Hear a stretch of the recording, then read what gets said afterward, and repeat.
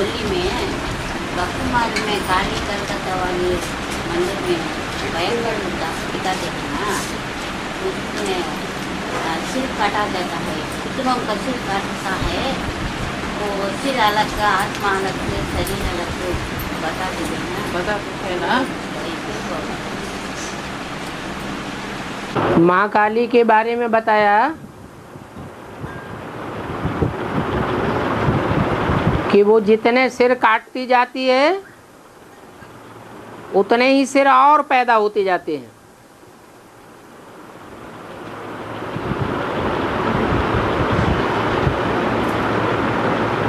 तो उसको खत्म करने के लिए महाकाली ने खप्पर तैयार किया और उस खप्पर में जो रक्त बीज राक्षस था, जिसके खून की जो भी बूंद गिनती थी,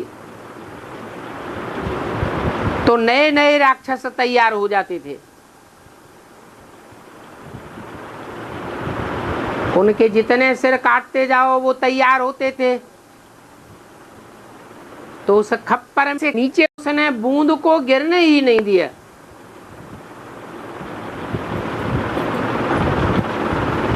वास्तव में ये स्थूल खून की बात नहीं है, ये संकल्पों के खून की बात है। जैसे रावण के लिए दिखाते हैं कि राम जितने रावण के सर काटते जाते थे, नए नए सर निकलते जाते थे।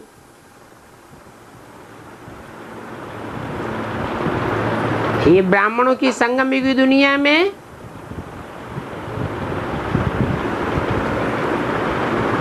मनसा के संकल्पों की बात है।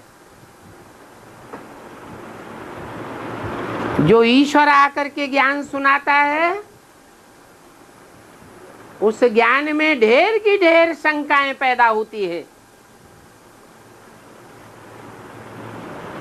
ये रावण के सिर हैं, उन शंकाओं को जितना जितना समाधान किया जाता है, एक शंका उठी उसको खत्म किया, दूसरी शंका उठती है, दूसरी शंका उठती है, उसको खत्म किया, तीसरी उठती है। ये रावण के सिर हैं, ऐसे ही उनको महाकाली के रूप में,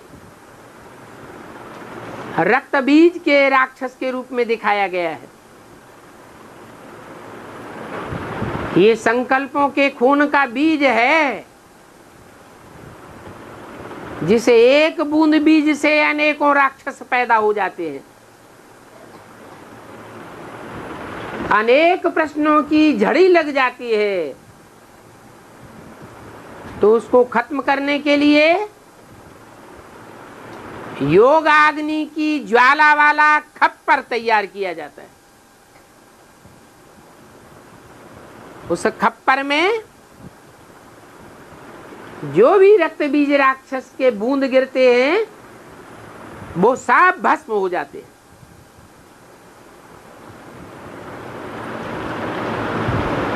मतलब ये हुआ कि बात में से बात निकलती है,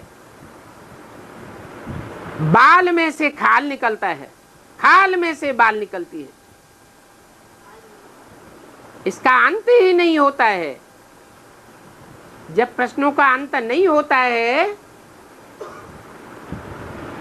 ये सवाल जवाब की बात है। वाचा के द्वारा वाचा का समाधान नहीं हो पाता। वाचा से बत बढ़ता है, बातें बढ़ती चली जाती हैं। उनको खत्म करने के लिए एक ही तरीका है कि योगाग्नि का खप्पर तैयार कर दिया जाए।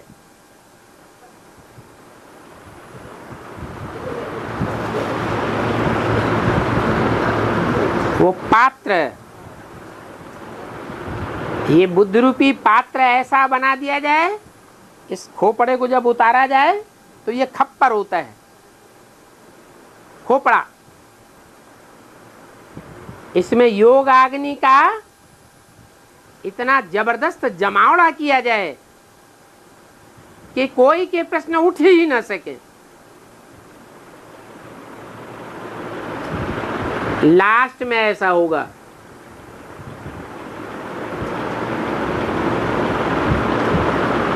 जब मन के मौन से नई रंगत निकलेगी,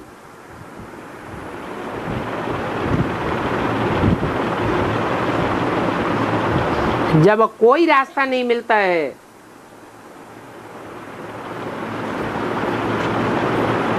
तब मन का मौन होता है।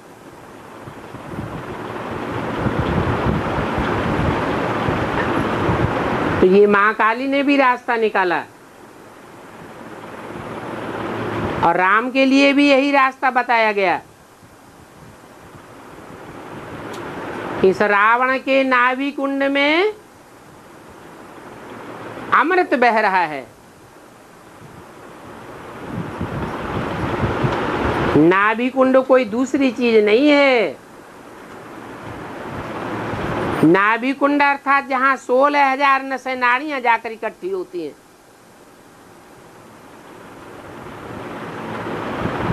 ये 16,000 नसें नाड़ियां शहद की मक्खियां हैं।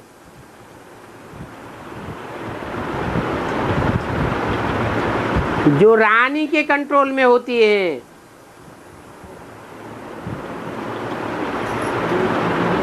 वो शहद की मक्खियों की रानी अमृत का भंडार है। ये अमृत पवित्रता का भंडार कहा जाता है। एक जन्म की पवित्रता नहीं कि सिर्फ संगम युग में ही वो पवित्रता धारण की जाती हो। जन्म जन्मांतर की पवित्रता है। प्योरिटी से दुनिया के सब काम होते हैं।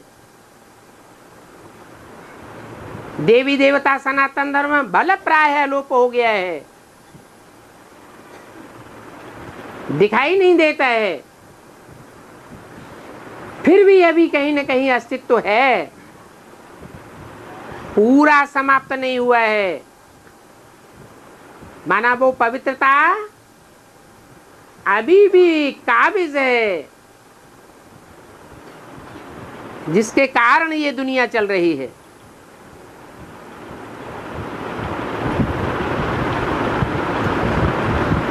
जब वो प्योरिटी की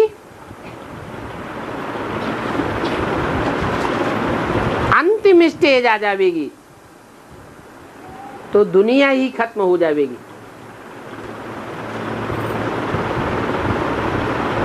इसलिए बताते हैं कि देवी ने भी काली का रूप धारण किया, ज्वाला रूपिणी बन गई और अपवित्रता का नाम निशान खत्म कर दिया। जो ईश्वरीय ज्ञान में शंकाएं पैदा करने वाली है,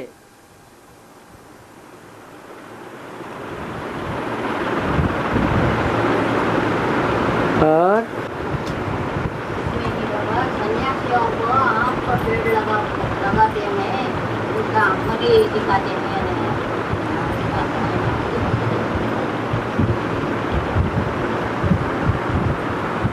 आम संस्कृत में आम को कहते हैं आमर, आम्र। आम्र अर्थात आम के फल को फलों का राजा कहा जाता है। जितने भी दुनिया में फल हैं, उनमें उच्च कोटि का फल है आम। वो तो जड़ आम है। लेकिन चैतन्य आम भगवान बाप आकर के पैदा करता है। वो चैतन्य आम है रुद्रमाला के मणके।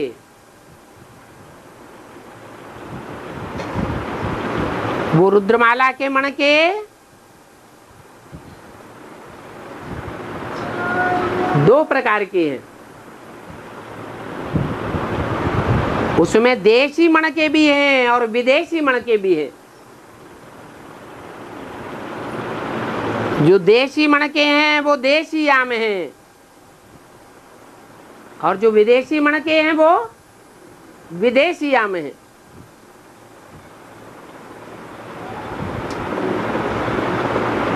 ये बाप के डायरेक्ट बच्चे हैं।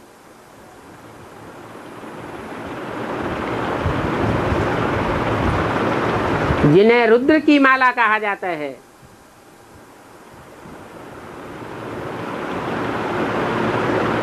ये सन्यासी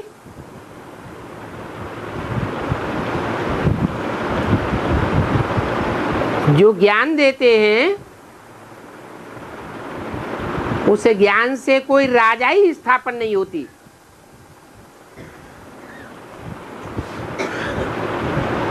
फलों के राजा तैयार नहीं होते हैं। भगवान बाप जो आकर के ज्ञान देते हैं उससे राजाएं तैयार होते हैं। और वो राजाएं रूपी मणके रुद्रमाला के मणके सन्यासियों को फेंक फेंक के मारे जाते हैं, जैसे कि कोई को पत्थर मारा जाता हो।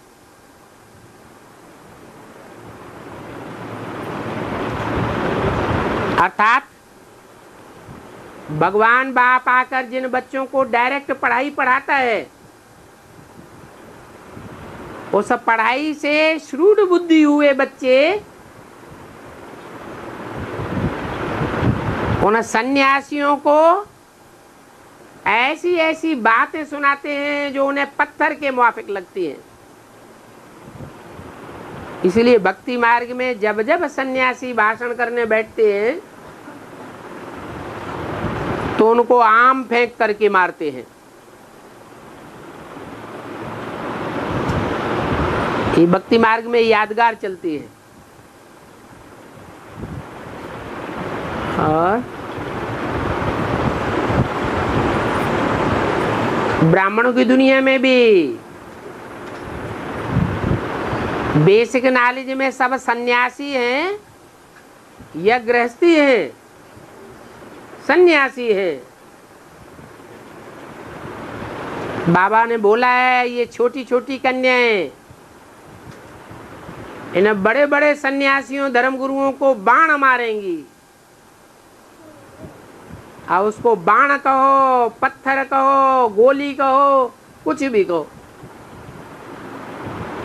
इन गुरुओं को मारो गोली। तो जैसे गोली की मार होती है, पत्थर की मार होती है, भीष्म पितामह को ढेर के ढेर बाणों की मार लगी। ये कौन से बाण हैं? यही ज्ञान के बाण हैं जो रुद्रमाला के मणकों से लगते हैं। और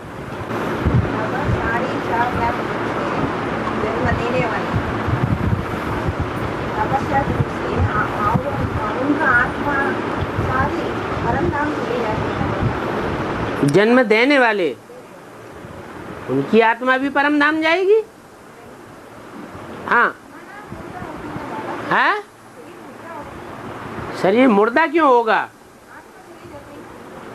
शरीर जो है वो बर्फ में सुरक्षित रहेगा। मुर्दा अलग बात होती है। जैसे सर्प काट लेता है तो कहते हैं सांप का काटा हुआ मनुष्य मरता नहीं है, गहरी निद्रा में चला जाता है।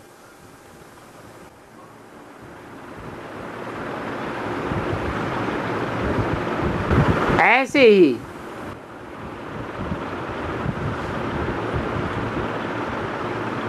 ये योगाग्नि की गहराई में जाने वाली आत्माएं हैं।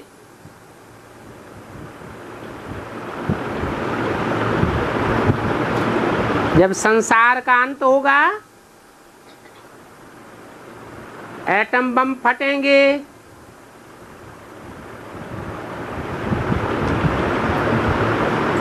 सूरज जोरों से तपेगा,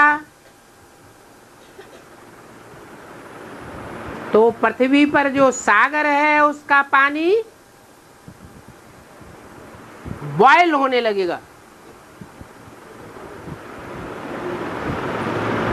और भाप बनकर के ऊपर उड़ेगा। इतनी जोर से बरसात होगी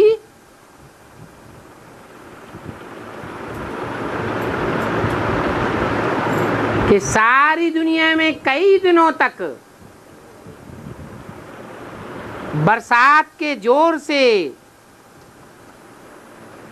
इतना टेम्परेचर गिर जाएगा कि बर्फ ही बर्फ दिखाई देगी।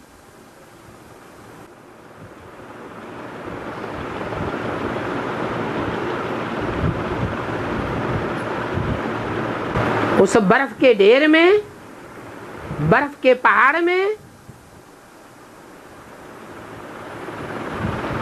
दो तरह के मनुष्यों के मुर्दे होंगे। एक होंगे जिन्होंने योग बल की सिद्धि प्राप्त नहीं कर पाई,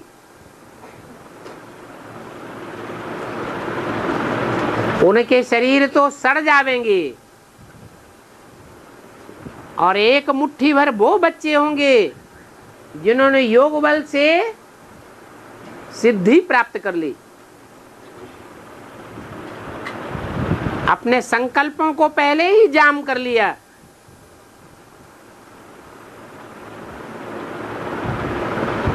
तो जिन्होंने अपने संकल्पों को जाम कर लिया,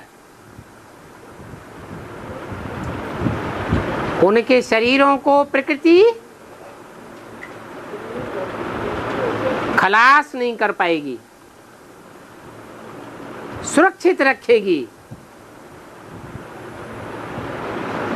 बल उन शरीरों में से आत्मा उड़ करके परम धाम चली जाएगी। और जो जितना योगी होगा, बड़े से बड़ा योगी होगा, तो पहले से पहले अपने उस सुरक्षित शरीर में प्रवेश करके पृथ्वी पर विचरण करने लगेगा।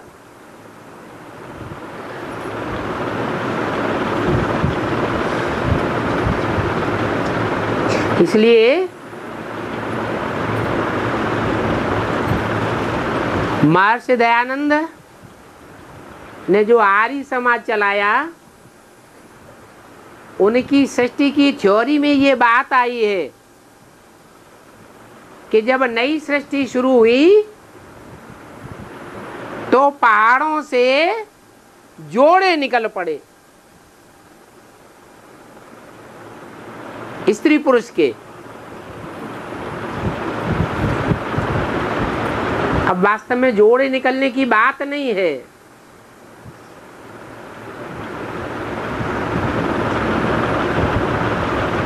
राधा कृष्ण जैसी आत्माएं जो समान पुरुषार्थी होती है, राम सीता जैसी आत्माएं जो समान पुरुषार्थी होती है, वो साथ साथ नीचे उतरती है परमधाम से और अपने अपने शरीर में प्रवेश कर जाती है। उस आत्मा की गर्मी से वो शरीर बर्फ से ऑटोमेटिक निकल करके बाहर आते हैं। ऐसे सृष्टि की प्रक्रिया चालू हो जाएगी।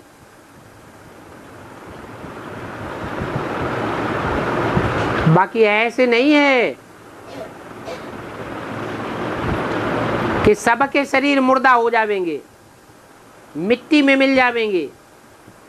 नहीं, बाप तो कहते हैं मैं तुम्हारी आत्मा और शरीर रूपी नैया दोनों का खिवैया हूं। आत्मा को भी पार ले जाता हूं और शरीर रूपी नैया को भी पार ले जाने वाला खिवैया आया हुआ है। मैं ऐसा धोबी हूं जो तुम्हारे शरीर रूपी वस्त्र को भी ऐसा धो देता हूं जो नई दुनिया में तुम सुरक्षित पहुंच जाते हो। दुनिया के जो धोबी होते हैं वो कपड़े धोते हैं तो कपड़े धोकर साफ कर देते हैं या फाड़ के फेंक देते हैं? हैं? साफ करते हैं। तो ऐसे ही बाप भी शरीर रूपी वस्त्रों का धोबी है, ऐसी सफाई करता है कि कपड़े फटने नहीं पाते।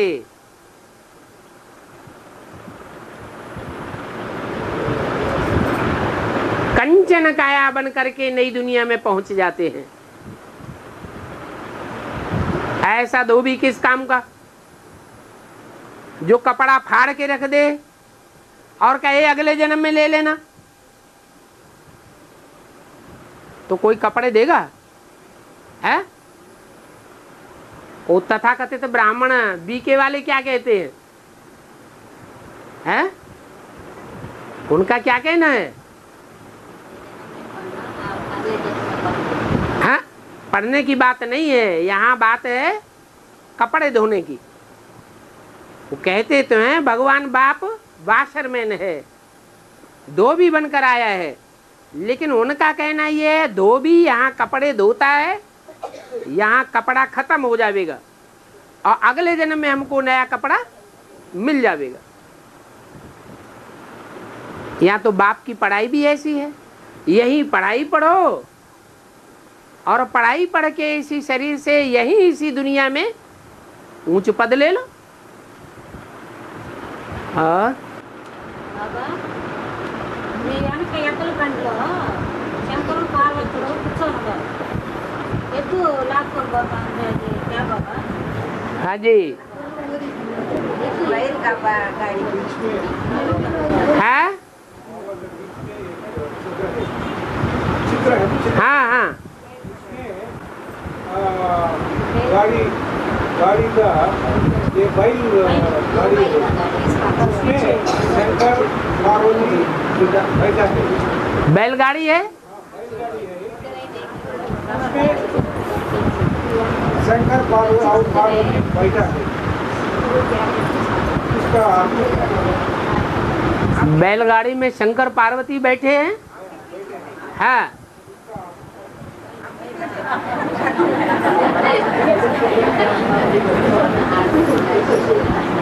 क्या है?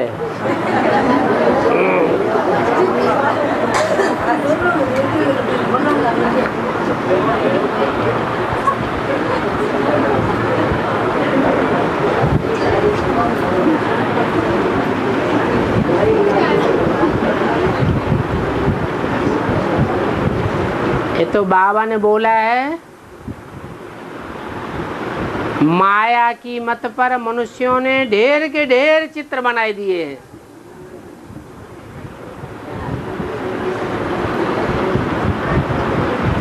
नहीं तो बाप ने आकर के मुख्य 4 चित्र बताए हैं जो एक्यूरेट हैं समझने समझाने के लिए। अब इस गाड़ी में जो चित्र दिखाया गया है,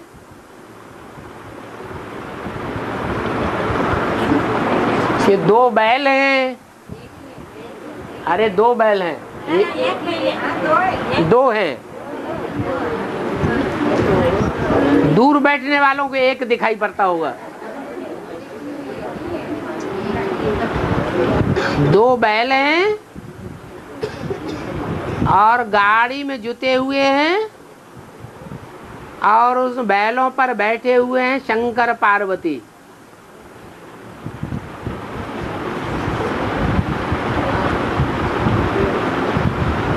वास्तव में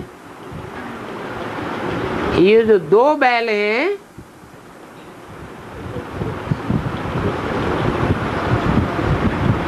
वो कोई दूसरे नहीं है, ये उनका ही संगम युगी रूप है। जो ब्राह्मणों की षष्ठी रूपी गाड़ी को खींचता है, ये रामकृष्ण रूपी दो बैल हैं, जिनको हम अपनी भाषा में कहते हैं छोटा बाबा और बड़ा बाबा। और जो गाड़ी में ऊपर बैठे हुए हैं शंकर पार्वती के रूप में,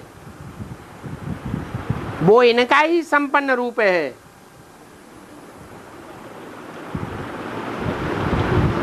और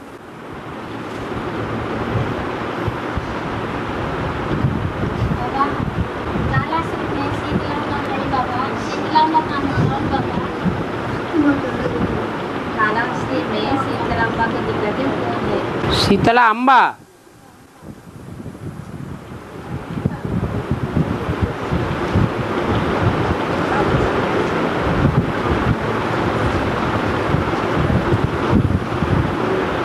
ये काल कहते हैं समय को, समय चक्र। और इस काल को जो चेंज करने की ताकत रखता है, कलयुग को बदल करके सतयुग बनाने की जो ताकत रखता है, उसे कहते हैं श्री काल, महाकाल। और महाकाल होता है तो महाकाली भी होती है। ये काल और काली, ये तामसी रूप है, यह सतो प्रधान रूप है, तामसी रूप है। इनका सात्विक रूप है शीतल। जो बाबा ने बताया है कि जो सरस्वती जगदम्बा है, वो ही तमो प्रधान होने पर फिर महाकाली बनती है। पहले शीतल है, बाद में गर्म हो जाती है। आंखें लाल लाल और जीभ लाल लाल, चेहरा लाल लाल, क्रोध आग्नि बन जाती है। और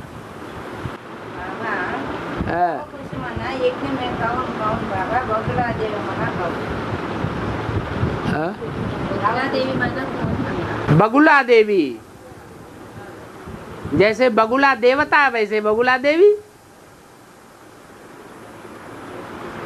बगुला पुरुषार्थी होता है ना,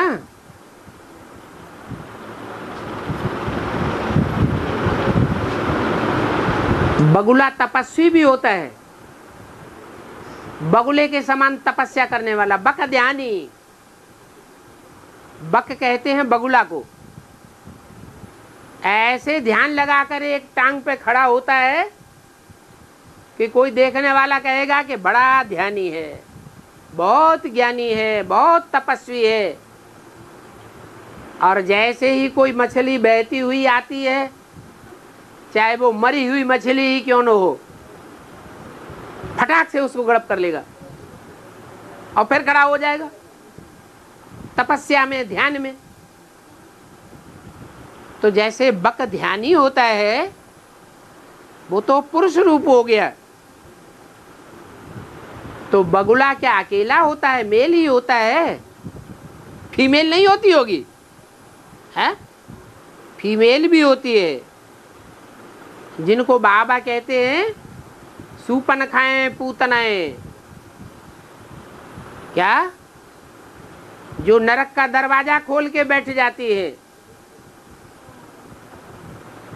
बाहर से दुनिया को ऐसे दिखाती है कि जैसे हम बड़ी तपस्विनी हैं, और जहां मौका लेगा उस मौके को वो छोड़ने वाली नहीं है, मौका परस्त हैं। नरक का दरवाजा फटाक से खोल देती है। उनको कहा जाता है, क्या बताया? बगुला देवी। बकुला, बकुला, हाँ वही, बक बक है। बालाजी की एक माता है? कितनी माताएं हैं बालाजी को? अरे बालाजी को माताएं कितनी हैं? पत्नी कितनी है?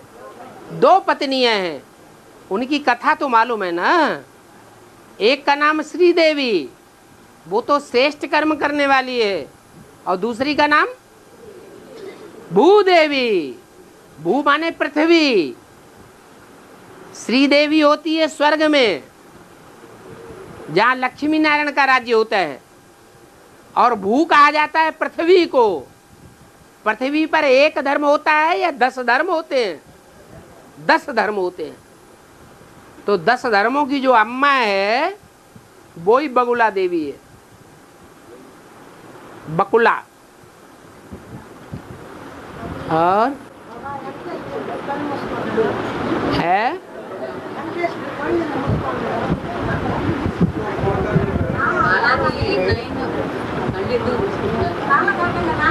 बाबा बालाजी का रूप है ना, दिखाते हैं। हाँ बाबाजी का आँख को बंद करके है। टीका लगाते थे, टीका हाँ आँख को नहीं दिखाई पड़ा हाँ, देखने वालों को। इसलिए इतना बड़ा टीका लगाते हैं। जो टीका है वो आत्म की स्मृति में टिकने की निशानी है। क्या? टीका किस बात की निशानी है? आत्म की स्मृति में टिकने की निशानी। इतनी गहरी आत्म की स्मृति में टिकते हैं कि उनका बाहरी चेहरा, बाहरी आंखें, बाहरी इंद्रियां वो दिखाई नहीं पड़ती है। क्या? टीका ही टीका दिखाई पड़ता है। आत्म की स्मृति ही उनकी देखने में आती है, उनका दैहिक रूप देखने में नहीं आता है। हाँ जी, ये आंखें तो हैं स्थूल। इन आंखों से जो भी हम कुछ देखते हैं वो विनाशी देखते हैं कि अविनाशी देखते हैं? विनाशी देखते हैं। वो सब भस्म होने वाला है। तो जो बालाजी का रूप है वो त्रिपुंड जो दिखाया गया है, वो आत्मिक स्वरूप का ऐसा विशाल रूप दिखाया है भक्ति मार्ग में कि वो आंखें विनाशी देखने वाली न दिखाई दे। कौन सी आंख दिखाई दे? तीसरी आंख दिखाई दे। हाँ,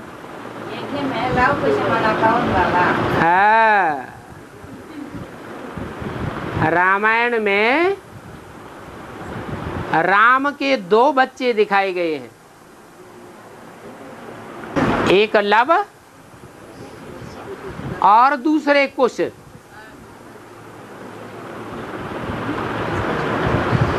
जो कुशा घास होती है ना, उसमें कांटा होता है, उसे कहते हैं कुश।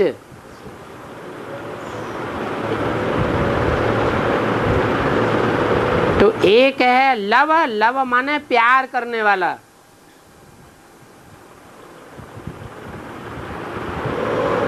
वो राम का बेटा है, प्यार करने वाला।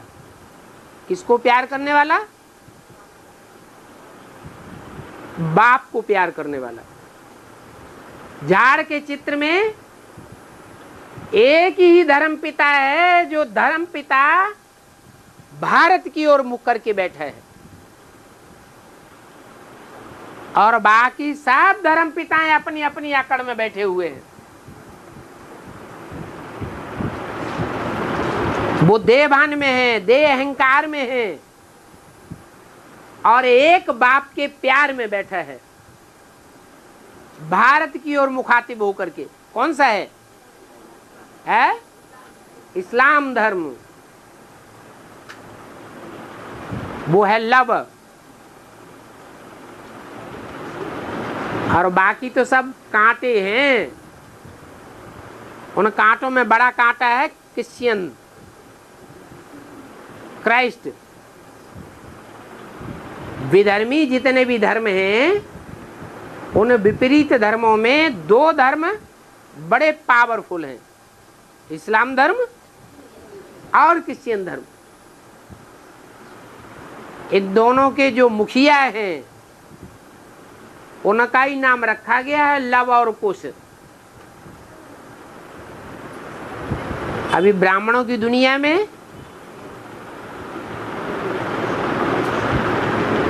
जब एडवांस ज्ञान शुरू होता है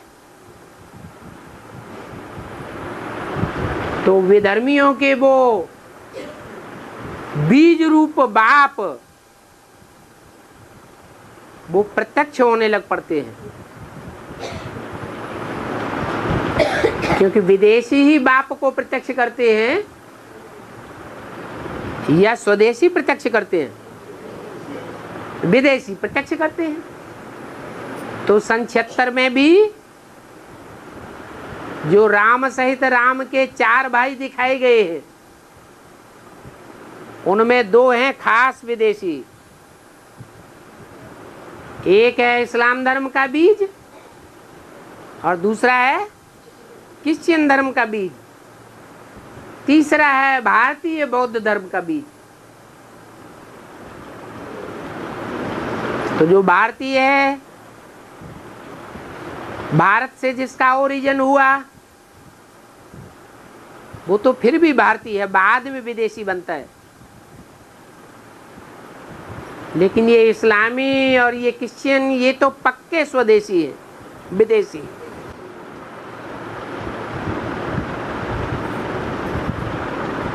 तो ये राम के 2 बच्चे दिखाए गए हैं और इनकी लड़ाई भी दिखाई गई है। क्या लव कुश ने किससे लड़ाई लड़ी? राम से लड़ाई लड़ी। ये संगम युग की बात है या त्रेता की बात है? संगम युग में वो लव और कुश, इस्लाम धर्म और क्रिश्चियन धर्म की बीज रूप आत्माएं अभी भी राम वाली आत्मा के साथ विरोधाभास पैदा करके लड़ाई लड़ रही है। आदि में तो सहयोगी बनती हैं, बाप को प्रत्यक्ष करती है, निमित्त बनती है, लेकिन बाद में विरोध करती है। विरोध करना माने लड़ाई लड़ना। और आत्माओं को राजा बनाकर राज्य और विधान भी सिखाते मेरा पापा। अभी करीब में राज्य करने का कैसा बताते है? संगम युग में बाप आत्माओं को राजा बनाकर राज्य करने का विधान सिखाते हैं ना। आत्माओं को राजा पने के संस्कार डालते हैं, आत्माओं में राजाई के संस्कार डालते हैं। हाँ,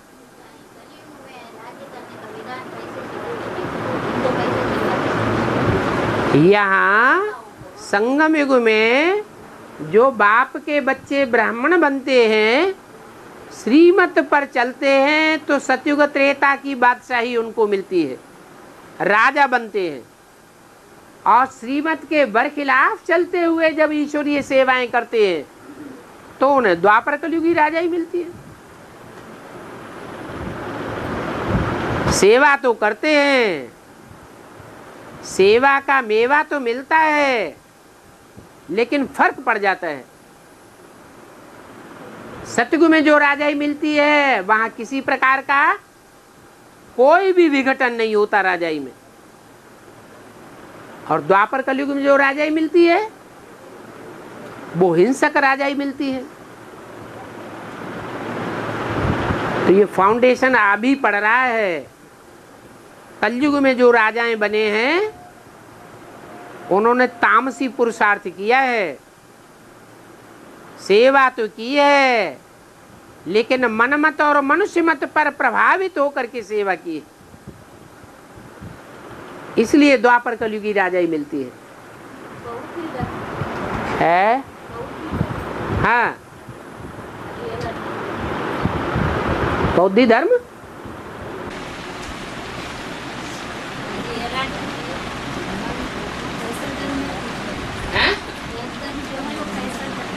कैसा धर्म है?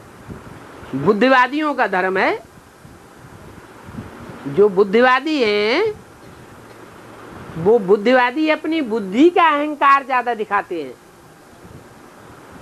भगवान बाप को बुद्धि वाले बच्चे ज्यादा पसंद हैं या दिल वाले बच्चे ज्यादा पसंद हैं? दिल वाले बच्चे ज्यादा पसंद हैं। ब्रह्मा बाबा है दिल वाला और राम वाली आत्मा है बुद्धिवादी।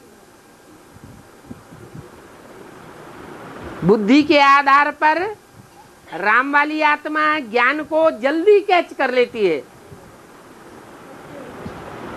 कैच तो कर लेती है, लेकिन प्रैक्टिकल जीवन में उतार नहीं पाती है।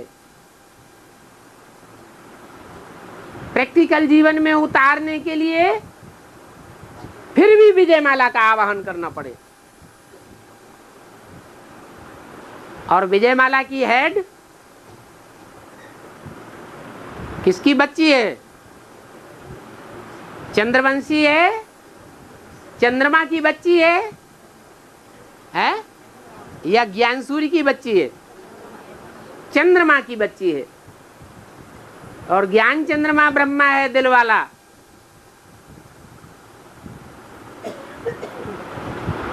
दिल वाले बच्चे बाप को ज्यादा प्रिय हैं। इसलिए ब्रह्मा की पढ़ाई के लिए सारी दुनिया अभी तक रुकी हुई है।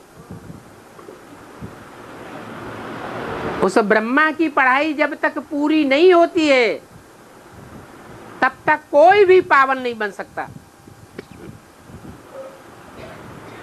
एक के पावन बनने पर सब पावन बनेंगे और एक के पतित बनने पर सब पतित बन जाते हैं। तो दिल का ज्यादा महत्व हुआ या दिमाग का ज्यादा महत्व हुआ? है दिल का ज्यादा महत्व हुआ।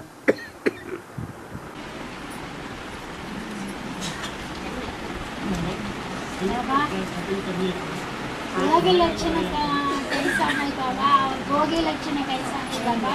योगी लक्षण भोगी लक्षण योगी भोगी लक्षण जो योगी होगा, योग माना जुड़ा हुआ, योगी माना जिसकी मन बुद्धि रूपी आत्मा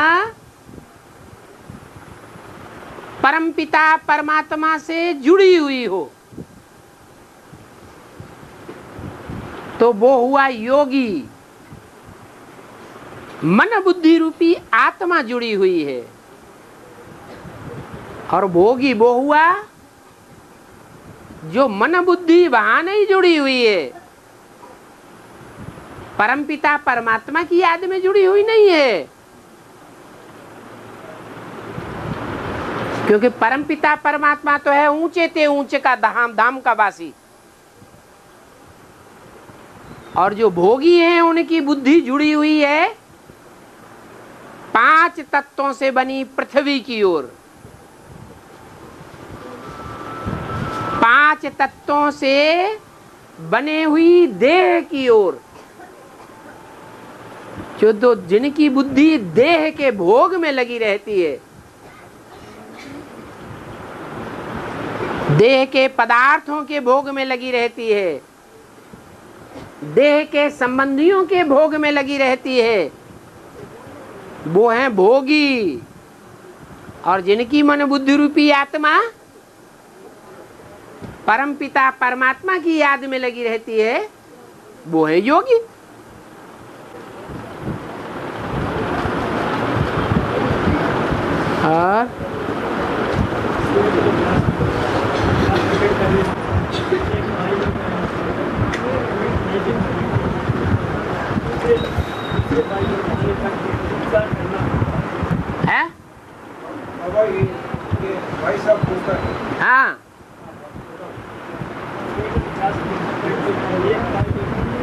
आपकी इनकी आवाज़ हमारे तक नहीं आ रही।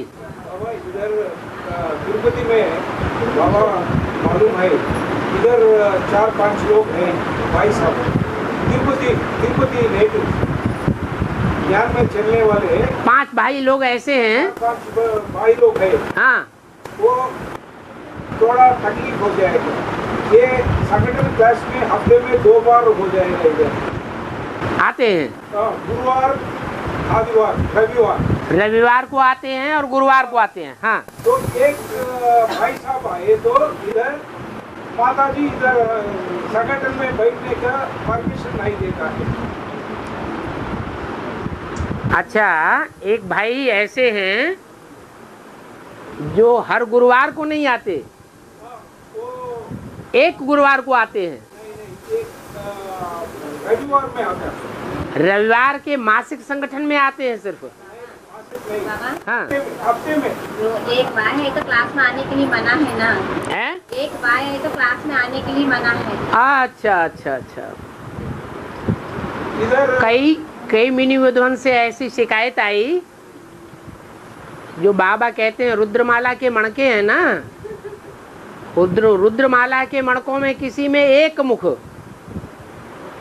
किसी में 2, किसी में 4, किसी में 10, किसी में 14 मुख ज्यादा हैं, इसका मतलब ज्यादा आत्माएं प्रवेश करती हैं। मुख 1 है माने सिर्फ बाप दादा ही प्रवेश करता है, दूसरा कोई प्रवेश नहीं करता। तो रुद्रमाला के जो मणके हैं उनमें भांति भांति के भूत प्रवेश करते रहते हैं। और पुरुषों को सबको कहा है दुर्योधन दुशासन, बोलो कहा है कि नहीं? अरे कहा है। इसलिए पुरुष अगर अकेला आता है कन्या माताओं के संगठन के बीच में तो उसको मना है। अगर 2 इकट्ठे हो जाएंगे तो 2 बैल हो गए, 2 बैल तो बैलबाजी चलेगी नहीं। इसलिए कम से कम 2 हों तो माताओं के कन्याओं के संगठन के बीच में भले बैठे। इधर मुश्किल हो जाएगा है? कोई ना कोई एक भाई आएगा। एक भाई आएगा तो नहीं बैठने दिया जाएगा, क्योंकि भूत प्रवेश करते हैं। ये भाई लोग, ये भाई साहब हाँ 50 किलोमीटर दूर है, हाँ वो ट्रेन में आएगा इधर। हाँ, वो आने से इधर एक भाई मिलेगा तो इधर प्रवेश नहीं है।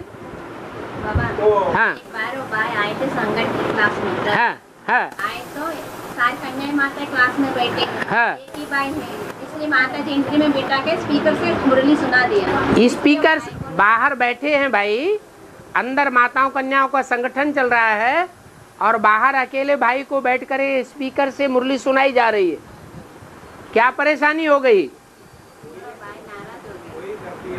इसमें? परेशानी क्या हो गई? तुम्हें मुरली तो सुननी है, बाबा के घर में आके मुरली सुननी है तो मुरली मिल रही है। ये भाई साहब इधर संगठन में बैठना हमको मौका नहीं दिया।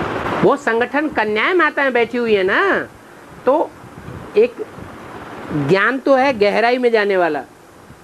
अब ज्ञान में जब ये बात क्लियर हो जाती है कि जितने भी रुद्रमाला के मणके हैं उनमें सब में भूत प्रवेश करते हैं। जैसे मुरली में बाबा ने बोला, कोई कहते हैं मेरे में मम्मा आई, कोई कहते हैं मेरे में बाबा आया। आज मम्मा बाबा आते हैं, कल कुत्ता बिल्ला आ जाएगा, तब क्या करेंगे? ये बात बोली या नहीं बोली? तो इसलिए एक भाई को अलाउ नहीं है संगठन में बैठने का। बाहर दरवाजे में बैठ जाओ, क्या है, मुरली तो सुननी है।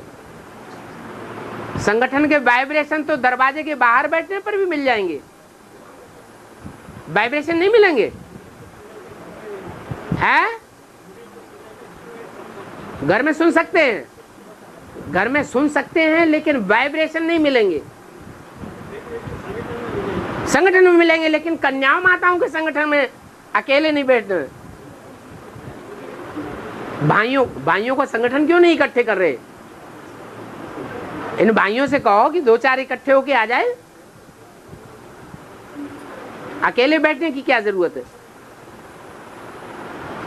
और अकेले बैठने के लिए इतनी जिद क्यों?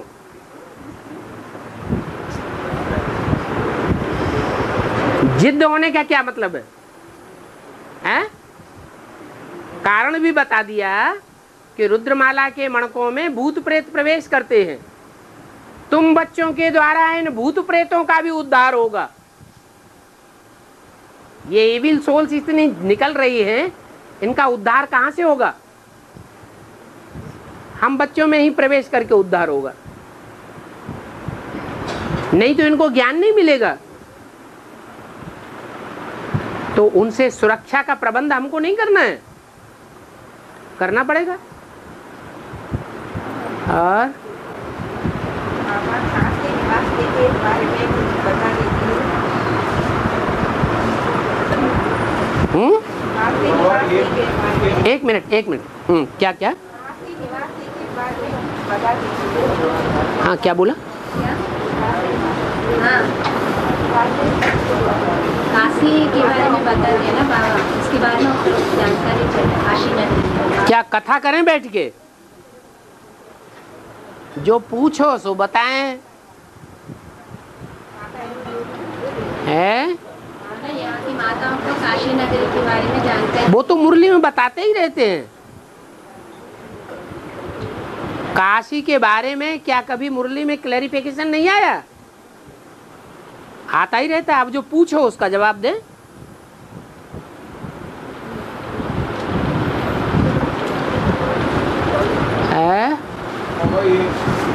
माता जी पूछती थी। हाँ कुछ साल के पहले हाँ इधर कड़पा जिला में एक कालज्ञानी नाम का है वीर ब्रह्मम। हाँ, वो कालज्ञान बोधन किया। ठीक है।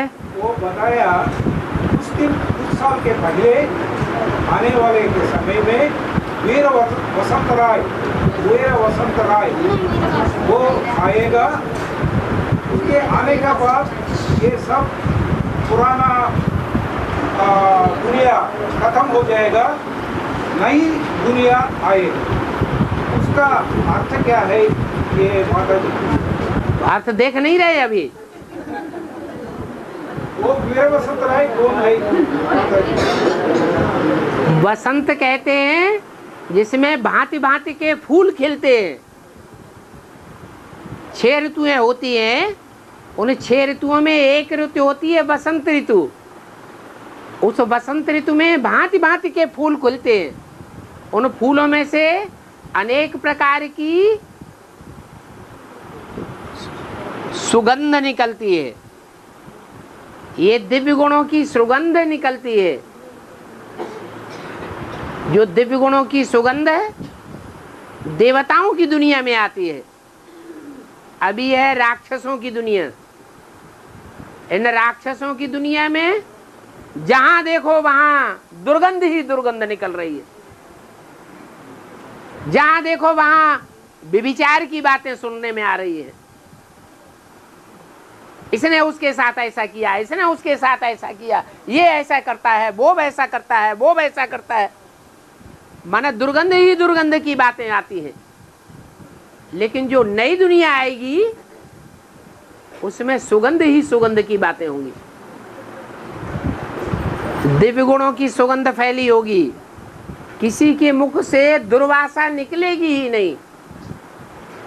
उसका फाउंडेशन अभी पड़ रहा है। उसका नाम बता दिया क्या?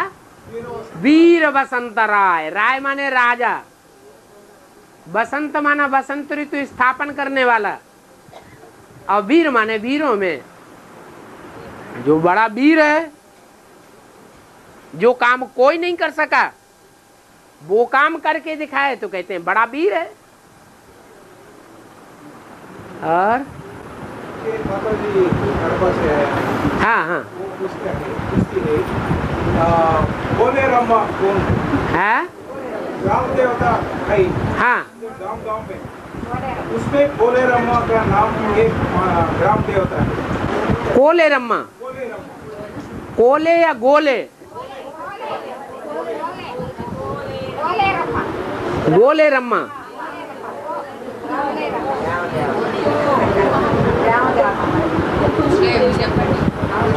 यहाँ दक्षिण भारत में कोई ग्राम देवता है जिनका नाम रखा गोलेरम्मा।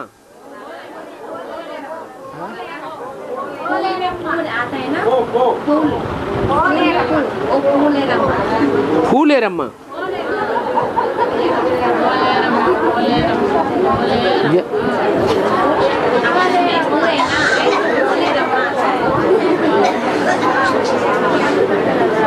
क्या है भाषा? फूले रम्मा या गोले रम्मा या कोले रम्मा क्या है? फो। फरक्काबाद वाला फ। अच्छा, फूले रम्मा, कोले रम्मा। हाँ, अच्छा। एक तो होता है फूल।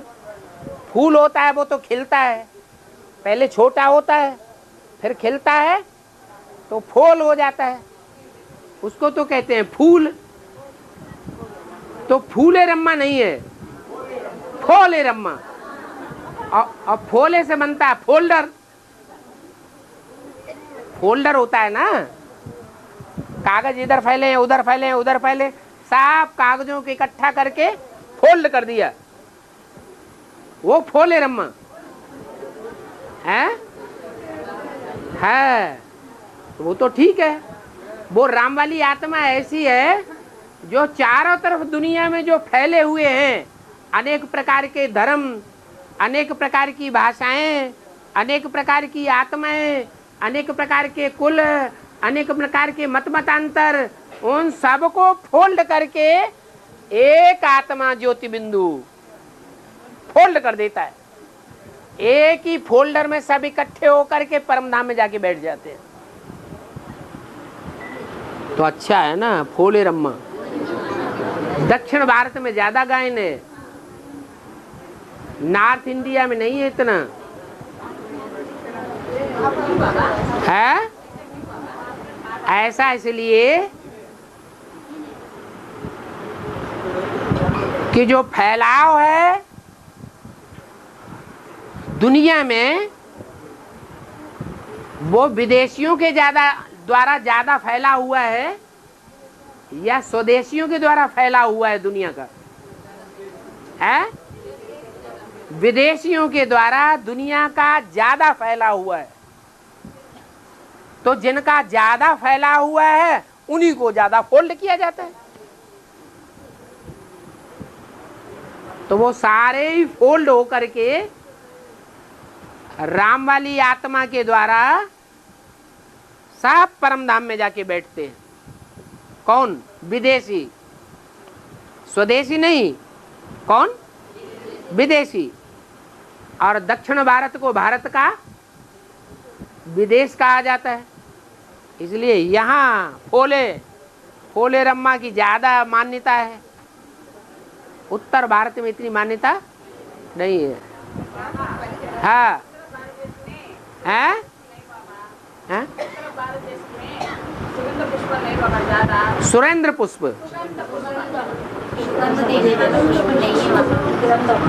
वहाँ फूल जो हैं, पुष्प, वो सुगंध देने वाले नहीं होते। उत्तर भारत में नहीं होते, ज्यादा नहीं होते, होते हैं। वहाँ तो फूलों की घाटी है पूरी, उसे कहते हैं कश्मीर में फूलों की घाटी। सुगंध ही सुगंध रहती है, ऐसे नहीं है। सुगंध छोड़ने वाले और दुर्गंध छोड़ने वाले चारों तरफ हैं। दुनिया के हर हिस्से में अच्छे से अच्छे भी हैं और बुरे से बुरे भी हैं। दक्षिण भारत में भी अच्छे से अच्छे हैं और बुरे से बुरे भी हैं। ये भोले रम्मा के पास हर साल बहुत सारे भैंस, शीप और बकरे को बलि चढ़ाते हैं। हाँ बकरे बलि चढ़ाते हैं। हाँ बलि चढ़ा बकरों की बहुत बलि चढ़ाई जाती है। हाँ, तो ये दुनिया में जितने भी विधर्मी हैं, इब्राहिम, बुद्ध, क्राइस्ट, गुरु नानक, ये सारे ही विधर्मी मैं करने वाले हैं ना। मैं इस दुनिया को स्वर्ग बनाऊंगा, जन्नत बनाऊंगा, ये करूंगा, वो करूंगा, लेकिन कुछ कर पाते हैं क्या? ये सब बकरे हैं, इन बकरों की मार काट के बलि चढ़ा देते हैं। कौन? भोले रम्मा। हाँ, बनने के लिए कौन सा पुरुषार्थ करना चाहिए? संग का रंग लेना चाहिए। जिसका संग का रंग लेंगे वैसे ही बन जावेंगे। शिव बाबा को बुद्धि से ज्यादा संग का रंग लेंगे तो शिव बाबा जैसे बन जावेंगे। बाप आए ही हैं आप समान बनाने के लिए। बाप है निराकारी, निर्विकारी, निरहंकारी, तो बच्चे भी क्या बन जावेंगे? निराकारी, निर्विकारी और निरहंकारी बन जावेंगे।